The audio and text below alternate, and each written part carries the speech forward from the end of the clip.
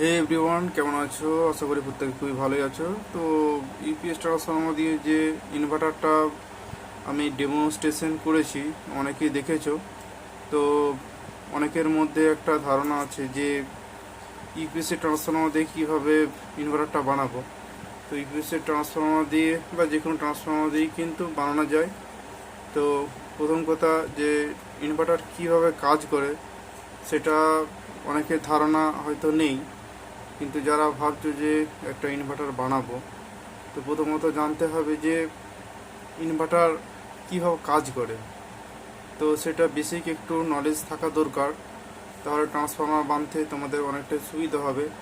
Transformer বাঁধার ক্ষেত্রে অনেকের মধ্যে একটা সংশয় থাকে যে কোন ববিনে ট্রান্সফর্মারটা বাঁধবো, কীভাবে ট্রান্সফর্মারটাকে বাঁধলে সেটা ওয়াটেজ ভালো আসবে, মানে কমপ্লিটলি একটা জানার বিষয় কিন্তু সবার মধ্যে থেকেই থাকে। তো যাই হোক, আমি এই ভিডিওটা বানাচ্ছি যারা একেবারে নতুন তাদের জন্য। কারণ অনেকের মধ্যে একটা সংশয় থাকতে পারে যে ট্রান্সফর্মার ববিনটা নিয়ে, ববিন এবং কোর নিয়ে। ইআই কোর দিয়ে আমি ডেমনস্ট্রেশনটা করেছি যে কিভাবে এটা কাজ করে। তো আমি একটা ইউপিএসের ট্রান্সফর্মার আমি নিয়ে নিচ্ছি। এটা হচ্ছে একটা ইউপিএসের ট্রান্সফর্মার। তো যে কোনো ট্রান্সফর্মার তোমরা নিয়ে কিন্তু এটা বানতে পারো, ঠিক আছে? তো বেসিক্যালি ইনভার্টার কীভাবে কাজ করে সেটা আমি একটা সংক্ষেপে তোমাদেরকে বোঝানোর চেষ্টা করছি।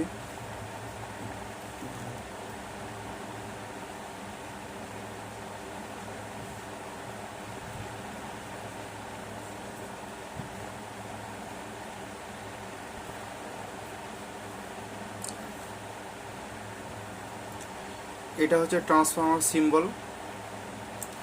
এখানে যদি আমি সাপোজ এসি ইন করি, এখানে কিন্তু এসি আউট হবে। যদি স্টেপ ডাউন ট্রান্সফর্মার হয়, এখানে যদি 220 ভোল্ট ইন করি, তাহলে এখানে কিন্তু আমি আমার মনের মতন তারের পাক সংখ্যা কম বেশি দিয়ে আমি কিন্তু নিজের মতন করে আমি ট্রান্সফর্মার আউটপুট আমরা নিতে পারি। স্টেপ ডাউন ট্রান্সফর্মার ক্ষেত্রে হয়। তো আমরা দেখেছি যে স্টেপ ডাউন ট্রান্সফর্মার কী করে না, এসি হাই ভোল্টেজটাকে ও লো ভোল্টেজ করে দেয়, ঠিক আছে? এটা ক্ষেত্রে ইনভার্টার ক্ষেত্রে এটা কিন্তু পুরোপুরি উল্টো। ইনভার্টার ক্ষেত্রে কী হয়, লো থেকে হাই করা হয়, লো থেকে হাই করা হয়। ওকে, তো যে ডেমোস্ট্রেশনটা দেওয়া হয়েছে, ঠিক আছে, যে ডেমো ভিডিও আমি একটা দিয়েছি যে ইনভার্টার কীরকম কাজ করছে, তো সে ট্রান্সফর্মারটা আমি ওয়াইন্ডিং ডাটা তোমাদেরকে দিয়ে দিচ্ছি। তো যারা বুঝতে পারবে না আমাকে অবশ্যই কমেন্ট করবে, আমি সেই কমেন্টের উত্তর আমি দেওয়ার চেষ্টা করব। ওকে, তো প্রথমত তোমরা এইরকম ট্রান্সফর্মার নিয়ে নিবে। যে কোনো কম্পিউটার দোকানে যে ইউপিএসগুলো হয়, তো সেই ইউপিএস থেকে এরকম ট্রান্সফর্মার একটা তোমরা ম্যানেজ করে নেবে। কারণ এর ববিনটা বড়, ঠিক আছে? যদি এর থেকে আমি কম কম অ্যাম্পিয়ারের নিই, এটা কিন্তু অ্যাম্পিয়ার অনেক বেশি যদিও। তো সেই জন্যই আমি এটা বেছে নিয়েছি।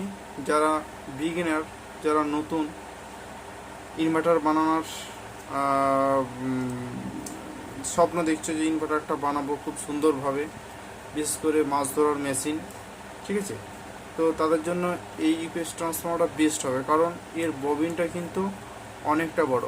ভিডিওটা একটু লম্বা হবে, ভিডিওটা লম্বা হলে তোমরা একটু ধৈর্য সহকারে দেখো, তাহলে ডিটেলস বুঝতে পারবে যে ইউপিএসের ট্রান্সফর্মার কেন বেছে নিলাম। আমি আরও বড় মানের ববিন নিয়ে কিন্তু করতে পারতাম, সেটাও করতো। তো যত বড় ট্রান্সফর্মার নেবে সেরকম ওয়াটেজ পাওয়া যাবে এবং অ্যাম্পিয়ার পাওয়া যাবে। যদি ছোট নাও তাহলে তার অ্যাম্পিয়ারটা হিসাব মতো কম হবে। ছোট ট্রান্সফর্মার অ্যাম্পিয়ার বেশি হয় কি হয় না। তাহলে আমাকে একটু বড় মাপের ট্রান্সফর্মার নিতে হবে। তো ইউপিএস ট্রান্সফর্মারটা তোমরা কি করবে না, ইউপিএস ট্রান্সফর্মারটাকে প্রথমত খুলে নেবে। এর মধ্যে যে তার আছে সে তার ইউজ করা চলবে না। তোমাদেরকে যে তার নিতে হবে সেটা কত নম্বর, SWG কত লাগবে, 19 নম্বর লাগবে এই ববিনটার ক্ষেত্রে। ঠিক আছে, এই যে তারের আমি SWGটা দিচ্ছি, তো 19 নম্বর তার ইউজ করতে হবে। আর SWG 25 নম্বর ইউজ করতে হবে। এবার অনেকের মধ্যে প্রশ্ন আছে যে তারটা কতটা কিনবো। দোকানে গেলে এই তারটা তোমরা 150 গ্রাম নেবে, ঠিক আছে, আর এটা নেবে 60 গ্রাম নেবে। আর তারের পাক সংখ্যা বলে দিই, এটা যদি সেকেন্ডারি সেকশন হয় এটা হবে প্রাইমারি, কারণ এটা আমি স্টেপ ডাউন থেকে স্টেপ আপ করছি।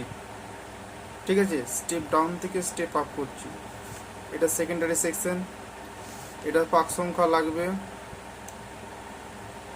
12 + 12 মানে 24 পাক। ঠিক আছে, এদিকে 12 হবে, একটা লেআউট চলে আসবে, আবার এদিকে 12 হবে। ঠিক আছে, আমি যদি ধরে নিতে পারি, যদি ধরি নি 12 0 12, ঠিক আছে, তো 12 না দিয়ে 10 দেওয়া যায়, তো তোমরা 12 দেওয়ার চেষ্টা করবে। সেক্ষেত্রে মসফেটের যে কেটে যাওয়ার একটা ভয় থাকে সেটা কিন্তু কাটবে না, 12 দিবে। ঠিক আছে, আর এটা দেবে 400 থেকে 410, যদি সম্ভব না হয় 380 পাক, এটা কিন্তু মাস্ট দিতে হবে, এই পাকটা দিতেই হবে। তাহলে তারের পাক সংখ্যা তোমরা জেনে গেলে, এবং SWG 19 নম্বর, SWG 25 নম্বর, SWG 25 নম্বর 150 গ্রাম নেবে, আর SWG 19 নম্বর 60 গ্রামের মতো নেবে। তার একটু বেশি নিলে অসুবিধে নেই, কারণ কম হয়ে গেলে সেটাকে আবার লেজুর দিতে হবে, দরকার নেই, তার একটু বেশি নেবে। তো এ হচ্ছে তারের ব্যাপারটা গেল। এবার ওয়াইন্ডিং ব্যাপারটা আমি প্র্যাকটিক্যালভাবে দেখাচ্ছি না, থিওরিভাবে দেখাচ্ছি। থিওরিটিক্যালভাবে দেখালে অনেকের সুবিধা নাও হতে পারে, বিশেষ করে বিগিনারদের ক্ষেত্রে। তো সেক্ষেত্রে যদি কারোর সমস্যা হয় তাহলে কমেন্ট করলে আমি কিন্তু প্র্যাকটিক্যালভাবেও সেটাকে বানিয়ে তোমাদেরকে দেখাতে পারি।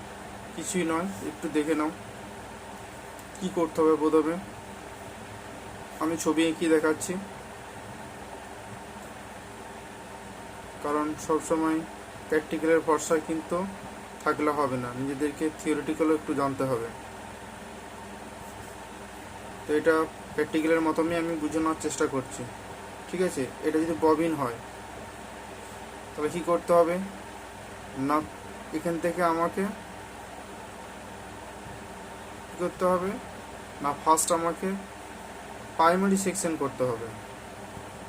প্রাইমারি সেকশন করতে হবে না, প্রাইমারি সেকশনে কত বলেছি না, কত পাক না, 400 থেকে 410, এই পাকটা আমাকে দিতে হবে। আমি একবারে কিন্তু 410 পাক কিন্তু দেব না। কেন দেব না, না এই ট্রান্সফর্মার যখন রানিং হবে, ঠিক আছে, তো সেক্ষেত্রে ট্রান্সফর্মারটা যথেষ্ট হিট হয়। ঠিক আছে, তো তোমরা ট্রান্সফর্মার যে তারগুলো বাইন্ডিং করবে সে বাইন্ডিংয়ের প্রসেসটা বলে দিই। এখান থেকে যখন স্টার্ট করবে এইভাবে করে পেঁচাতে থাকবে, এই জায়গায় যখন শেষ হবে তখন তোমরা কোনো কাগজ দিয়ে সেই পেঁচার অংশটাকে ঢেকে দিবে, ঢেকে দিয়ে আবার স্টার্ট করবে,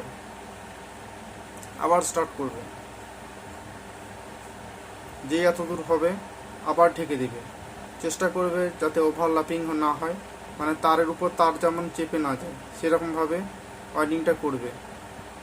যদি তারের উপর তার চাপে তাহলে ট্রান্সফর্মার যে ববিন, সে ববিনে কিন্তু তারটা তোমরা ধরাতে পারবে না। 410 পাক তার যখন পেঁচাবে, যদি ওভারল্যাপিং হয় মানে তারের উপর তার যদি চেপে যায়, তাহলে কি হবে না ট্রান্সফর্মার ববিনে তোমরা এই যে তার 410 পাক এবং 12-24 পাক তার, সেটা কিন্তু তোমরা ধরাতে পারবে না। ঠিক আছে, ভিডিও লম্বা হবে, একটু ধৈর্য সহকারে তোমরা দেখো, তাহলে জিনিসটা তোমাদের বুঝতে সুবিধা হবে।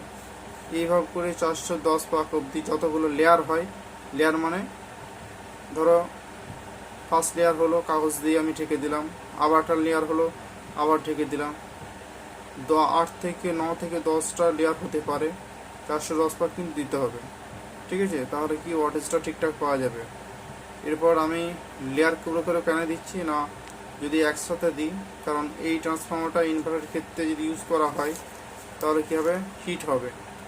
ঠিক আছে, যেটা ট্রান্সফর্মারটা বাঁধবো আর কি, যদি একটা লেয়ারই আমি টোটাল 410 পাক দিয়ে দিই, তাহলে কি হবে না, যখন আমি মেশিনটাকে রান করব, বেশি জল যখন হবে তখন মেশিনের উপর চাপ পড়বে, সেই চাপটা কে নেবে না এই ট্রান্সফর্মারটা নেবে। সেই জন্য এটা কি করা হয় না, যখন এক সেট হবে কাগজ দিয়ে মুড়ে দেওয়া হবে, আবার এক সেট হবে কাগজ দিয়ে মুড়ে দেওয়া হবে। এইভাবে 9 থেকে 10টা লেয়ার পর্যন্ত হতে পারে। 9 থেকে 10টা লেয়ার হওয়ার পর ভালো করে পেপার দিয়ে তোমরা সেটাকে মুড়ে দিবে। দেওয়ার পরে আবার ঠিক সেমভাবে 12-24 পাক, মানে 12 পাক দেবে, আবার 12 পাক দেবে।